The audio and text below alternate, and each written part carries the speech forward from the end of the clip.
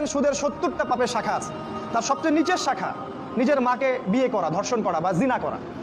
তিনি আরো বলেছেন সুদের সবচেয়ে উঁচু শাখা হচ্ছে আল্লাহ এবং তার রাসূলের সাথে যুদ্ধ করা।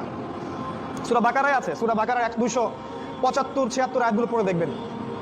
নবী সাল্লাল্লাহু আলাইহি ওয়াসাল্লাম আরো বলেছেন, যে ব্যক্তি 1 দিরহাম সুদ খাবে সে যেন 36টা মেয়েকে ধর্ষণ করলো। এটা বুখারীর হাদিস। আমি নাম্বার বলার সময় পাচ্ছি না, খুব সময় সংক্ষিপ্ত।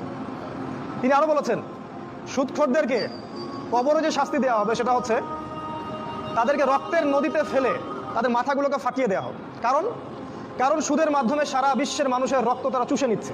এই কারণে এর ফলাফলটা কি হয়? এর ফলাফলে ধনীরা ধনী হতে থাকে, আর গরিবরা যত দিন যাবে আস্তে আস্তে আরো দারিদ্রের অতল তলে নিষ্পেষিত হতে থাকবে। আপনার কাছে মনে হবে হয়তো আমি 10 টাকা দিলে 15 টাকা পাবো, কিন্তু এটা নয়। আপনি আপনার টাকা পাবেন না, আপনি অন্যের রক্ত চোষা টাকা পাবেন। এর ফলে ধনিক শ্রেণীর কোনো ক্ষতি হয় না, তারা অনেক লাভবান হতে থাকে।